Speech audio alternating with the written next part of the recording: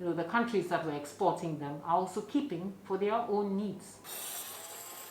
The country's government has also taken measures to protect and support citizens. $100 million has been allocated for Ghana's Emergency Preparedness and Response Project. The funds will be used to strengthen the country's health system and other measures. In Mali, these citizens are taking charge.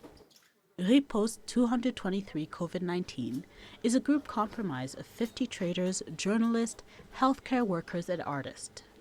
At first, they were collecting personal protective equipment, bleach and disinfectant to hand out to the local population. We are making people understand that what they give to others, they also give themselves, because a doctor can pass on the virus. So if we can protect him, we are protecting our close family. People respond to that message, and this is what encourages them to contribute. Elsewhere in Mali, university students are making homemade sanitizer. Using their own funds, they have produced about 20 liters of hand sanitizer. On the other hand, we wanted to add value to the national production and use this opportunity to show everyone that pharmaceutical students and the medical students can do more. Indeed, as COVID-19 spreads across West Africa, citizens are stepping up to help.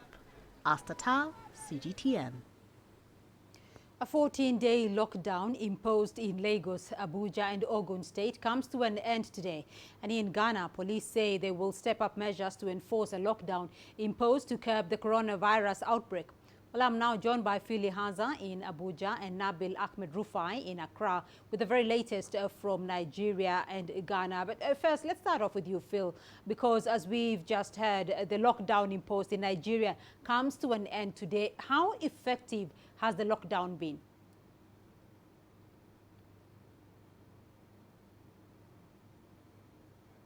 The lockdown is supposed to end today, but from all indications, there are strong reports or strong reasons to believe that the president, who's expected to address the nation in about an hour or so, may extend the lockdown. But that's because an earlier message on social media from the presidency, called for more from Nigerians in terms of sacrifice. The fact that until health experts advise for the curfew to be rested, so the Nigerians, the populace will need to be ready to sacrifice some more. And that, also points to the fact that there might be an extension also with the fact that from when the lockdown was announced, Nigeria had just about 111 cases with a few states, but at the moment we have at least 323 cases and across 20 states. So that tells you that, imagine, according to the health experts, if there was no lockdown, it might have been way more than this. And so we're hoping to hear from the president, but from all indications, indeed, it looks like it's going to be extended. And that also shows that, from the presidential task force periodic briefings, that the lockdown has been effective in, curtailing the spread or rapid spread of the COVID-19. Well, Nabil, let me come to you in Accra and hear your position from what's going on in Ghana. The lockdown in Ghana is now in its third week, and police have announced that they will step up enforcement. How are the police going to do this? Beatrice, within the first 2 weeks when the lockdown was being carried out, it came out that a lot of people were not strictly adhering to the lockdown restrictions. Just over the weekend, police personnel realized that people went to the beaches to actually celebrate Easter in total defiance of the lockdown restrictions. Some people were also seen in other places holding weddings, and the police realized that it's not actually being on top of issues in terms of enforcement, and this has made them come out with a statement that they are going to strictly enforce these restrictions and even go further to prosecute people who are found guilty of not obeying the lockdown restrictions. We know the president has extended the lockdown restrictions by another 1 week, and now we are going to see if indeed these lockdown restrictions would be enforced. The reason why people are not actually adhering to the restrictions is because of low, education about the dangers of COVID-19. And government had actually said that people can go to the markets and also go to the pharmacies to purchase essential drugs or medicines. So people actually are taking that for granted and actually not staying at home when government has actually told people to stay at home and only go out when there is a pressing need to do so. Beatrice. All right, Phil, let me come back to you and to the situation in Nigeria, because the number of infections continues to rise in Nigeria. Are there any further restrictions that are being implemented or being put in place? Well, thank you, Beatrice. Just as my colleague said in Ghana, there's quite a number of respect for religion in Africa, especially in this part of the world, in West Africa. And so, looking at the festive period, the Easter holiday, and even before that time, we've seen police or security personnel arrest a lot of clergymen and also some businessmen who were not among the essential service providers. And so we've also seen, as a result of that, an increase in security presence in different parts of the state where this lockdown order is in view. So we've seen increased checkpoints, police checkpoints. We've seen joint task force comprising of the police, the national civil defense. We've seen even some military presence as well in some of these states, just to ensure that the lockdown is enforced. And so these are some of the measures that have been put in place to ensure that not just in the main cities but in the suburbs, people heed this order. In a few places where markets are allowed to operate for residents to purchase items, we've seen timelines being put in place. For example, some markets are told to open at a certain time in the morning and close a few hours after, and we see task force already surrounding those places to ensure that the lockdown order is enforced. So these are some of the measures that the government has put in place. We've seen the cases rise as well, but we're hoping that with the number of people discharged, patients discharged also day in, day out, we also hope that the curve will be flattened in the near future. Right. So, Nabil, you have talked about the challenges that Ghanaian authorities have been facing in terms of containment. Now, Ghana has also extended the closure of its borders by another 2 weeks. What other containment measures has Ghana taken, given the fact that the previous measures have seemed to be quite a challenge? Beatrice, just as Phil said, here in Ghana, we had issues with people going to the markets to buy groceries and flouting the directive to obey social distancing. We realized that when people go to the market, they are not able to abide by the social distancing rule. So here in Ghana, the government, some of the markets in Accra, for instance, the traders have been put into groups, and they'll be taking turns to go to the market to ply their trade. And the government hopes that with this, less people will go to the market, and there will not be crowding of people at a particular place. There are some other markets that have been totally shut down because from the look of things, they will not be able to abide by the social distancing rule. And this is one thing that the government is trying to enforce strictly. Now, aside that, the government is also stepping up efforts in terms of contact tracing and also testing of people who may have come into contact with those who tested positive for the virus. So when you go to some communities, a lot of testing is going on, and that's where we are seeing a rise in the cases of the COVID-19. For now, we know that Ghana has 566 cases of COVID-19, which is quite the highest within the West Africa sub-region, and the government is trying to see how best they can minimize or curb or contain the spread of the virus. Beatrice. All right, Nabil Ahmed Rufai joining us there from Accra, and Phili Haza in Abuja. To you both, thank you. Now, South African organizations are getting innovative as a global shortage of gloves, masks and other protective items for medical workers bites. Kuro, an independent school network, is among those who have stepped up to make face shields. Here's CGTN's Julie Shire. Responding to a plea for protective gear, private school group Kuru put its philosophy of finding solutions to real problems to the test. South African schools were shut down a week before the COVID-19 lockdown. Kuruv's teachers and pupils got to work to design and make face shields. Kuro have quite a large footprint in the country, so we've got schools in every single region, and there's hubs that we've set up there, and we do have these 3D printers available in all our regions. And we move these 3D printers to our respective homes and garages and lounges, so everybody have been printing non-stop.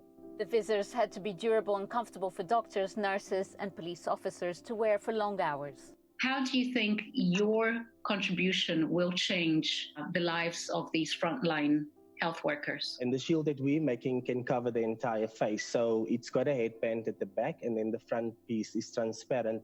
And then we use elastic bands and clips and transparency paper to put the whole shield together. It's a very simple process, and we do on average about 200 of these per day per machine. Other businesses have also changed core operations to make products in short supply, such as ventilators and hand sanitizers. How can corporate South Africa really play a role in this pandemic? Corporate South Africa can step to the forefront if they do have these technological tools available to support, to combat COVID-19, because that's really what we've done as a Kuro Group, is that we've got the fantastic resources available. Why not support and help?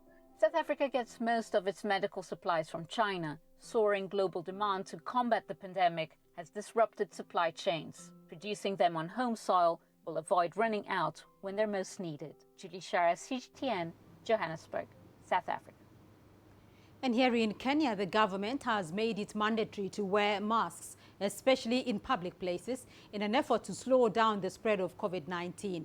And in Kitui County, a garment factory has shifted gear and is now focusing on producing surgical masks for the entire nation. Let's take a look.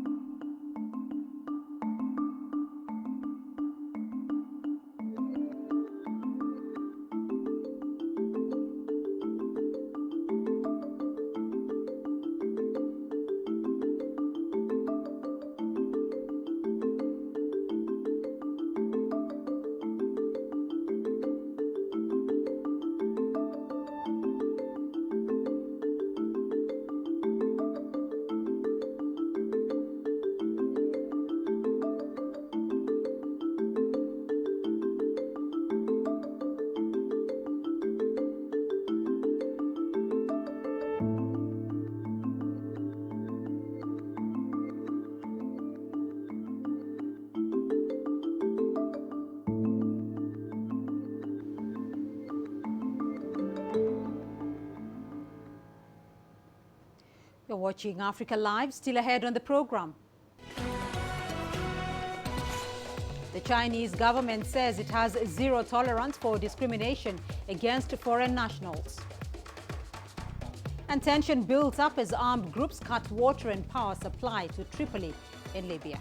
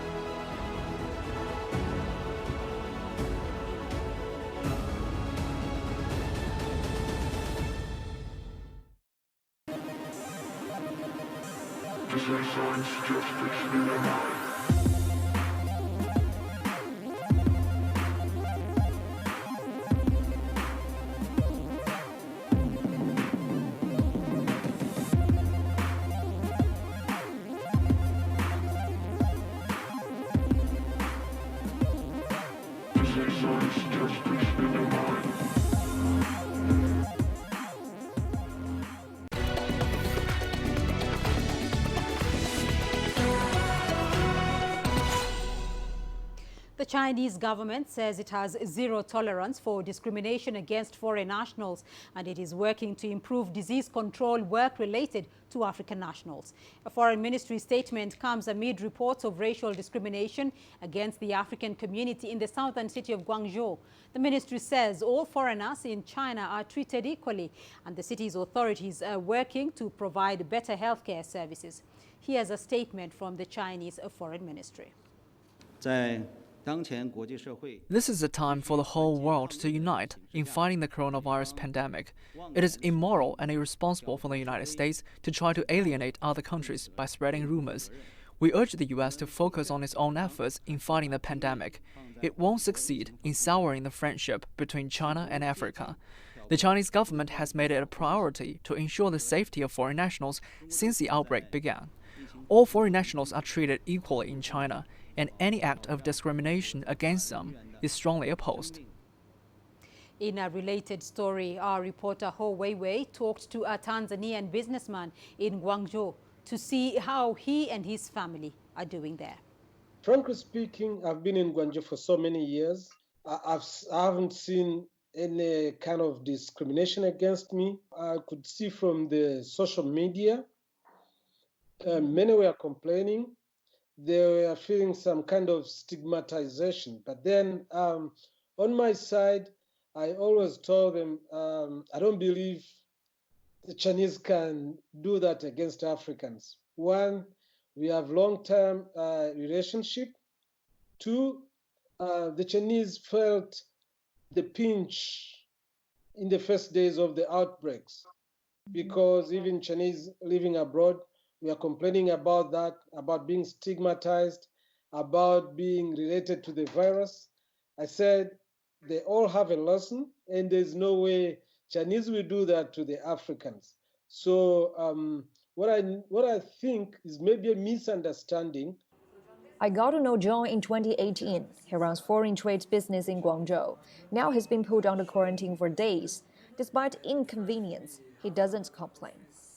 What I believe and what I've seen, the Chinese government has been working so hard.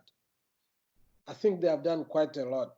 So when they tell me to quarantine myself, or when they come to quarantine me, I know they are trying their best to contain the problem. The local CDC came here at our home.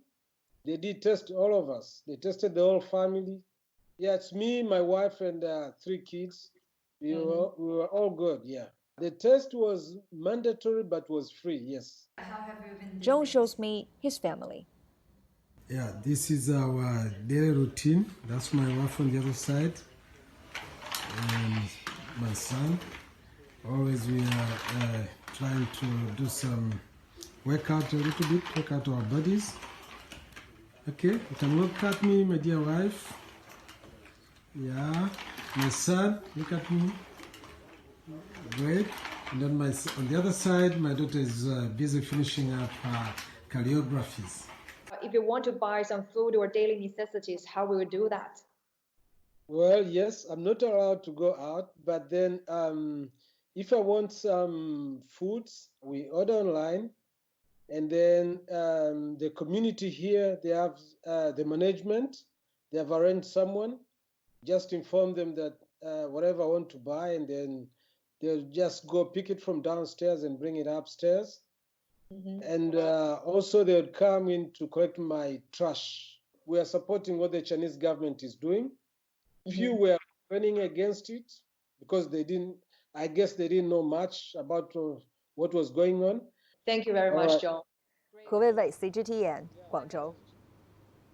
Spain has started easing lockdown restrictions as Monday saw the country's lowest daily number of new cases and deaths. Some firms in the manufacturing and construction sectors have reopened, but office employees have been encouraged to work from home.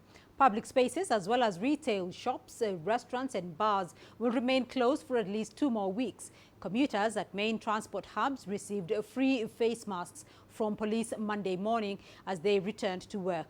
Officials say a limit will be set for the number of passengers on public transportation. A French aircraft carrier has returned to its home port in the country's northwest as some 50 of its 1,700 crew members were showing coronavirus symptoms. Meanwhile, President Emmanuel Macron is expected today to announce a major lockdown extension. We earlier spoke to our reporter Rose Cullen in Paris. Charles de Gaulle is now back in its home port of Toulon on the southern French coast on the Mediterranean coast after some crew members tested positive for the coronavirus. Now, some service personnel were displaying symptoms consistent with the virus, a persistent cough, heavy difficulty breathing and a fever as well. So a specialist medical team over the last few days was flown out to the aircraft carrier to carry out tests and screening of dozens of service personnel. More than 50 tested positive, and so the ship headed back to her home port, where those sick members of the crew will now be taken off the ship and into specialist quarantine measures, medical facilities around Toulon. But if you are unwell and you're suffering from a medical emergency, in fact, being on a warship is a pretty good place to be. The Charles de Gaulle has an intensive care unit, it has hospital wards, it has an operating theatre, surgeons, doctors and nurses are already members of the ship's company, and of course when it's out at sea there is the opportunity to fly people back with some of the ship's helicopters back to mainland. But the ship had now returned to Toulon, to its home port, where those people who are suffering from the coronavirus can now be taken off and put into quarantine to be treated on the mainland. Tunisian authorities have opted for Chinese suppliers and partners to meet the North African country's medical supplies and equipment needs. The medical equipment imported from China will be used to support the country's efforts to combat the coronavirus pandemic. CGTN's Adnan Chauchi tells us more. The first plane has been loaded with 27 tons of equipment, including 5 million surgical masks and 500,000 P2 disposable masks for doctors, nurses, and emergency medical services workers. Timely delivery of supplies has been guaranteed for the protection of medical personnel during the fight against the coronavirus. The Central Pharmacy in Tunisia and the Tunisian Embassy in China have made this possible in record time. The CEO of the national carrier says the first direct flight between Tunisia and China is an important technical, logistical, and human achievement for the North African country. This is a historic flight and a record for national carrier Tunisia. The plane spent 20 hours in the air and 4 hours in China to load the medical supplies. This mission is a contribution of our aircrew and technical staff to Tunisia's effort in the health and social sectors. Health Minister Abdelatif El-Makki noted that Chinese firms will also provide coronavirus test kits, which have a very high accuracy rate. China introduced these test kits at the end of February. This efficient product has been in the market for less than a month and a half. We approved the delivery after verifying the quality of the supplies. The distribution of medical supplies has started in 24 regions across Tunisia. Health authorities will buy protective gear, surgical and P2 masks from Chinese suppliers until the end of the pandemic. The Ministry of Health and the Central Pharmacy have announced that 5 other aircrafts are expected shortly in Tunisia. They will be loaded with equipment for intensive care units, as well as more supplies of protective kits for tens of thousands of health professionals. Adnan Chauchi, CGTN, Tunis.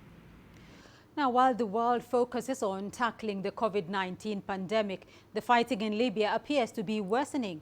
A humanitarian crisis threatens Tripoli after armed groups cut power and water supply to the Libyan capital. The LNA forces led by Khalifa Haftar have denied responsibility for that move. Here's CGTN's Adel Mahroui. Since the world got engaged in fighting COVID-19, Libyan rivals have escalated their clashes. The fighting around the capital Tripoli is continuing daily, with the eastern LNA forces claiming progress towards the capital. Unfortunately, instead of utilizing this global diversion from Libya to build peace, Libyan rivals used it to escalate the fighting instead. We had hoped all factions could push for negotiations, but the fighters in Libya refused to abide to anything but fighting. The absence of strong international influence under the pandemic has seen a serious humanitarian violation. In the second week of April, fighters took over Tripoli's main water supply and power plants. For days, hundreds of thousands in the Libyan capital have been deprived from water and electricity. The Arab League is concerned because the situation is getting worse. The rival parties and the non-legitimate groups are trying to forcefully impose their agendas. The government of National Accord has accused its LNA rivals of planning the water and power siege, while the eastern-based forces describe the move as an individual act by other forces. It's not the first time the LNA looks away from an incident that gives it strategic advantage. Months back, it has blamed the cut of oil production to what it called independent groups, yet it had full control over most oil fields. Adil Mahroui, CGTN, Cairo. And let's now go to Uche Okoronkwo for a look at the day's business news. Uche. Thanks, Beatrice. And coming up on Africa Live Biz. OPEC members and allies led by Russia agreed to cut oil output by a record 10% of global supply. And Egypt reduces pump prices of fuel, but the impact is yet to be felt in the market. Africa is the nexus of enterprise, and global business will tell you why it matters. From the mega investment projects to multi-billion-dollar mergers and acquisitions. Africa today collects, just in terms of revenues from taxes alone, $545 billion a year. If you take 10% of that and you devote it to the energy sector, problem solved. All this on Global Business, weekdays at this time on CGTN. Every story starts out like this. Okay. We'll head up now. Beyond the rush of the numbers, there's always a more fundamental question. What happened? Who has been affected? When market-moving decisions are made, who's responsible? And why? Let's get some reaction on ground. Joining us in Johannesburg is Sue Chonai. Hello, Naro. This is how all stories begin. See how they end. Only on Global Business.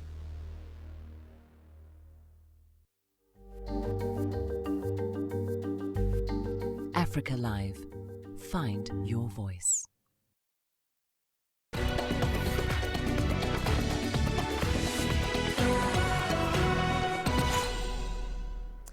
Now, OPEC and allies led by Russia have agreed to cut oil output by a record amount, around 10% of global supply, in order to support oil prices amid the coronavirus pandemic.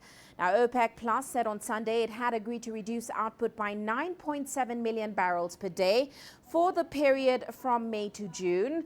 This, of course, follows 4 days of marathon talks and following pressure from U.S. President Donald Trump to arrest the price decline. Now, in the biggest oil output cut ever, the countries will keep gradually decreasing curbs on production in place for 2 years until April 2022.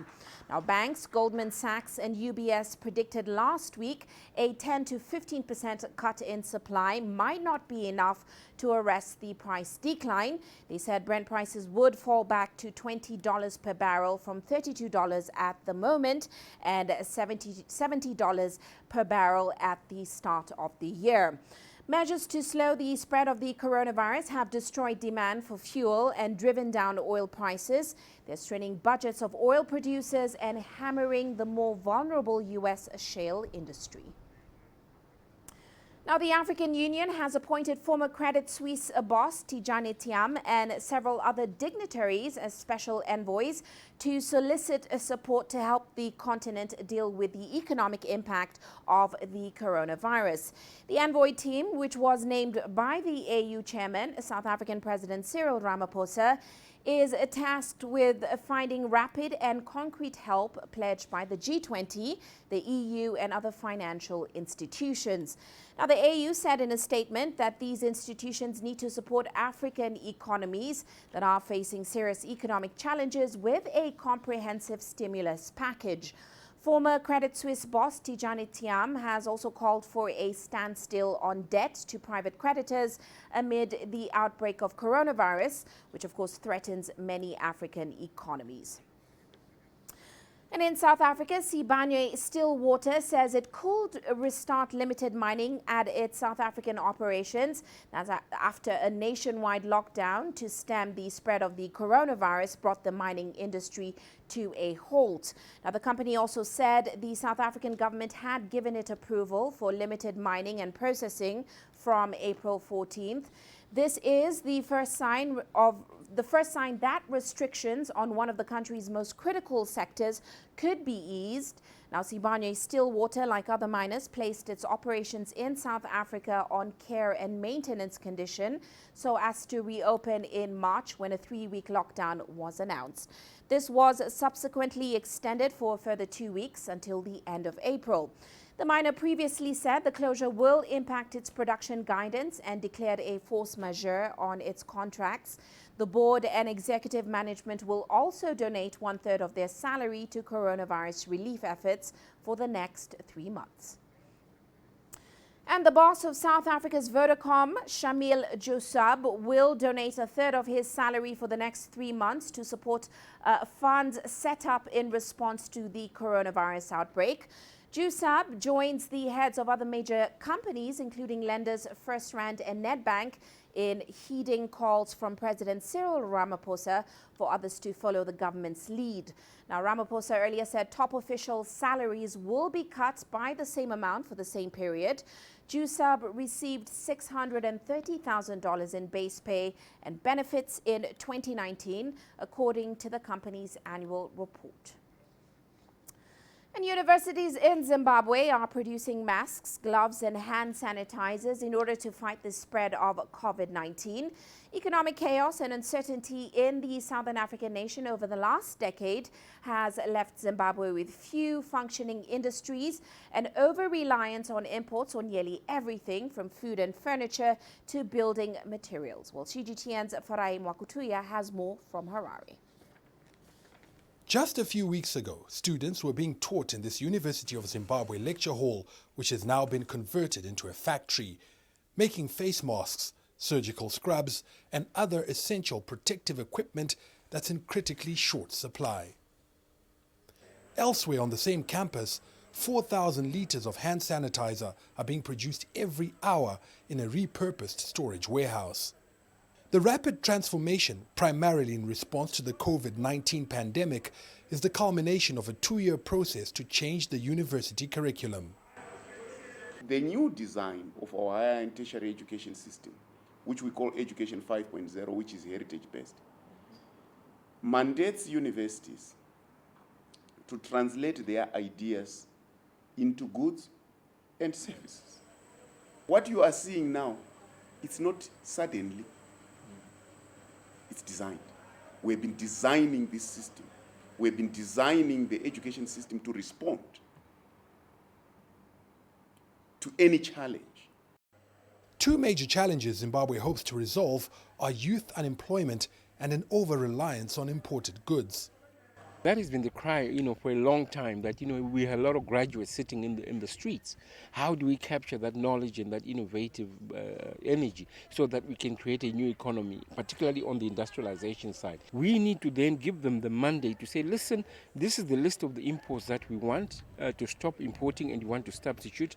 Come up with ideas and ways that we can do. They'll certainly do the country well.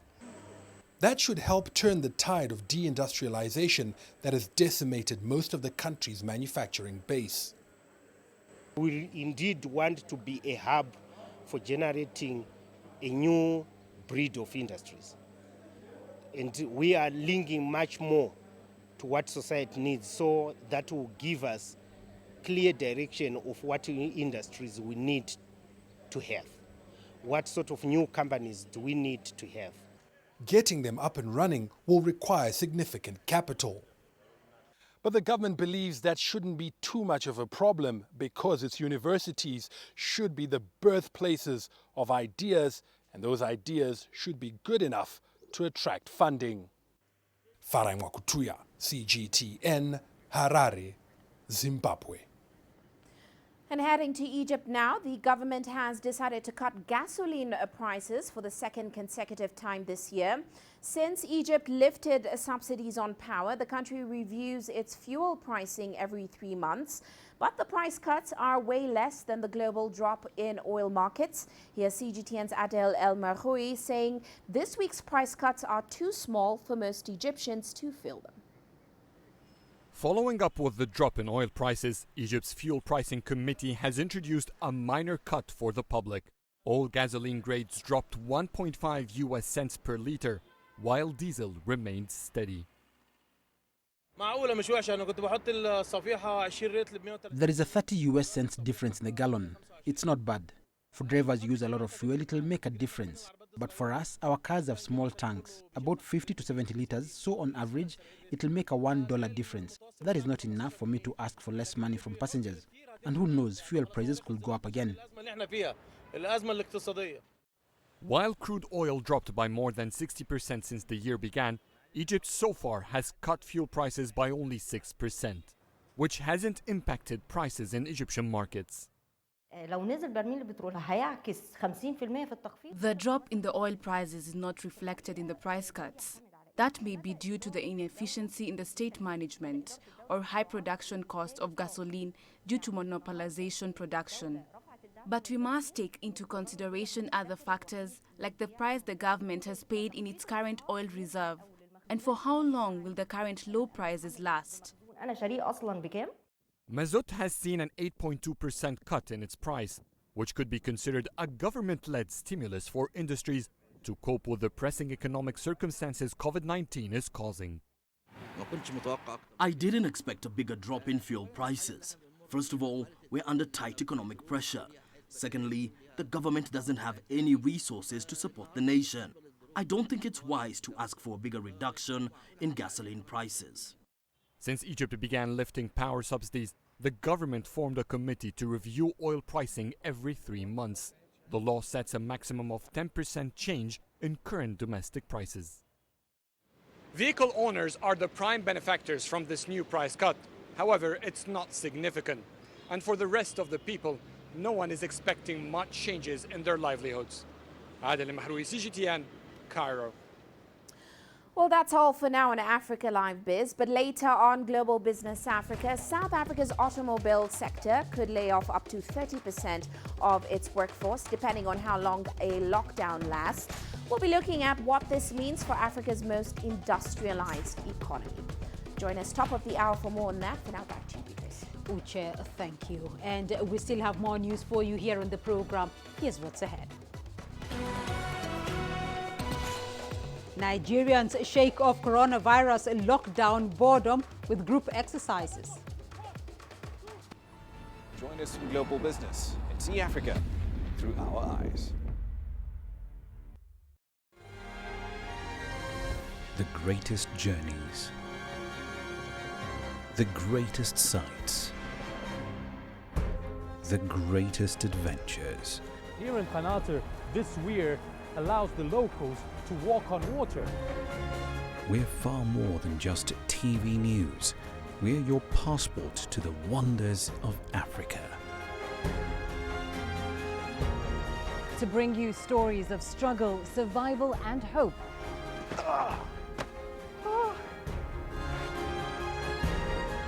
So let's explore.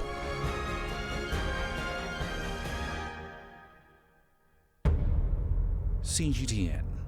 See the difference.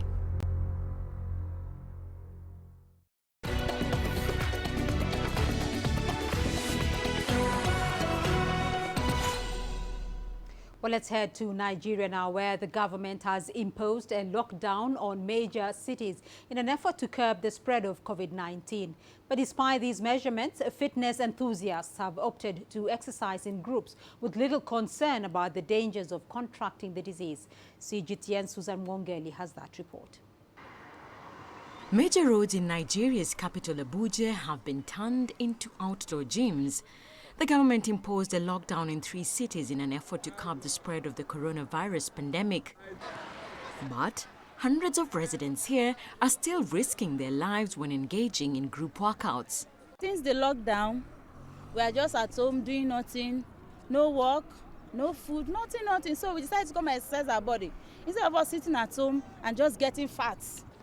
The coronavirus pandemic has spread throughout the African continent, infecting over 14,000 people. And in Nigeria, over 300 COVID-19 cases have been confirmed. There is a risk of contacting it as we are here, but as a matter of fact, we are taking precaution. We are taking a social distance within ourselves. Then after the exercise, some of us have the sanitizer that we use to sanitize our hands after the whole exercise. Nigeria's government has ordered people to remain indoors and isolate themselves unless they need essentials such as food, water or medical services. But despite all these measurements, some residents still have doubts about the presence of the disease. For me, I believe it's not yet here in this my vicinity. So I don't know, but I'm sure it's not yet in this vicinity, because if it's here, they might build a isolation center. We have much land here. They might have built an isolation center for us here, for those who has it. So I'm sure it is not yet here. But we are still scared though. Everybody's scared. Like my mom said, she's scared. She's like, I shouldn't go out for this workout. And they said everybody should be at home. We should just keep cool and just stay at home. But I can't. Let's go. What? Some studies show that moderate social distancing of 1.5 to 2 meters might not be enough where sports are concerned. But many of these fitness fanatics have not been deterred and are still training in groups. Susan Mungeli, CGTN. In Senegal, Christians had to change their usual Easter Sunday plans. The West African nation is currently under a state of emergency to stop the spread of COVID-19. Senegal currently has 291 confirmed cases of the coronavirus. Many churches across the country have been closed to believers, so some Christians decided to mark the holiday at home. Même si les églises sont fermées, les messes continuent à être dites. This crisis made it possible in a certain way to be able to resuscitate the domestic churches. Because with confinement, we are obliged to pray in our houses, to rediscover prayer by expressing it with our families. C'est une situation spéciale.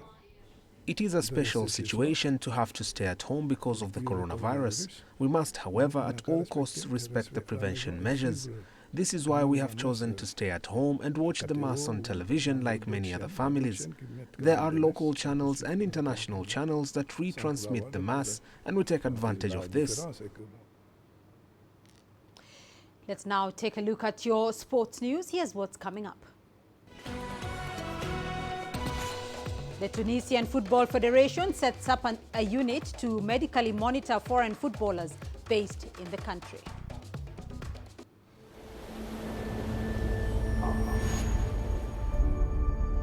How would you create your legend? On the fields, on the tracks, in the arenas of Africa. Were you born to be a player? Could this moment be yours?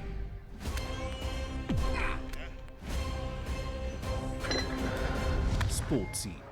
Find your game.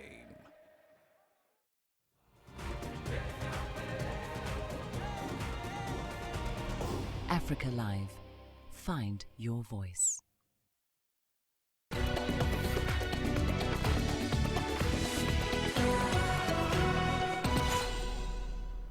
The Tunisian Football Federation has set up a unit for the medical and social monitoring of around 130 foreign players based in Tunisia. The unit will work with the different clubs of these players, particularly the medical staff. The African players have been divided in two groups. Each member of the Tunisian Football Federation's Federal Bureau will be entrusted with a group. The Tunisian Football Federation has guaranteed the safety and full assistance to the foreign players and their families because all airports are closed and they cannot go home. The FTF will provide what players on the official list need during the lockdown period. Jacques Medina is a forward with Stade Tunisien. The Congolese player trains in his living room during the pandemic. Medina says his club and the Tunisian Football Federation have not left him alone in this difficult period. My club and the Football Federation call me every day They provide anything I need, including equipment. I'm training at home in case the matches resume at any time. Manachou is one of the administrative assistants at Stade Tunisien Football Club. He's in charge of visiting the foreign players and coordinating the support effort. Foreign players are our brothers. We are taking care of them until the end of the crisis. They do not have to worry about rent, food or anything. Tunisian and foreign players have respected the sanitary and prevention measures imposed by the Ministries of Health and Sports. Authorities assert that the safety of athletes is more important than any tournament. The Tunisian Football Federation's crisis unit is expected to monitor the solidarity operation with foreign players. Doctors and assistants will intervene during the general lockdown by providing medical, social and financial assistance until the resumption of the domestic league. Adnan Shawishi, CGTN, Tunis. In East Africa, the COVID-19 lockdown has brought out determination and resilience among sportspersons. CGTN's Leon Sinyange spoke to some of Uganda's top athletes about what they are doing to stay in prime condition. No Africa Cup of Nations qualifiers and no league football to play for Uganda's national soccer team captain and goalkeeper Dennis Onyango. But the South Africa best player isn't letting the coronavirus get between him and his training. Individual training is not easy because you must push yourself, you must motivate yourself all the time, but there's nothing we can do. We have to face the challenge right now that everyone is facing. Ugandan badminton star Edwin Ekering is doing it differently in the Netherlands. This has been his daily routine for 2 weeks now. I have 3 exercises which I have to do. I have the cycling, as you see, that's the bike, my bike.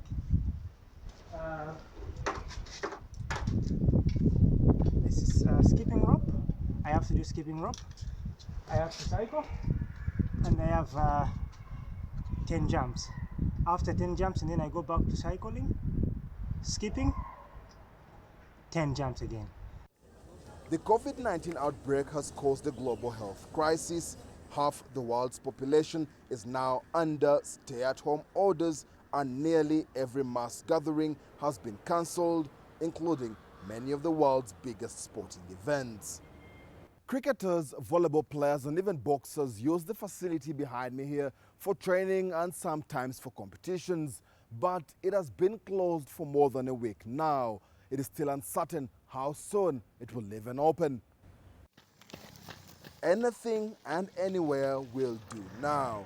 For the 800 meters world champion Halima Nakai, it is the village roads and not the national stadium. My mind is strong. I follow the rules and regulations they put, but any opportunity I get to do maybe some jogging, I have to make sure that I do it. The number of coronavirus cases worldwide continues to rise, and it may take a long while before these athletes get back to competitive sports. Leon Sinyange, CGTN, Kampala, Uganda.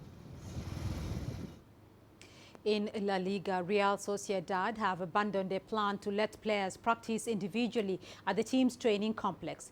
The club now says they will keep doing conditioning exercises at home as Spain continues to fight the spread of COVID-19. Sociedad had announced on Saturday that players who test negative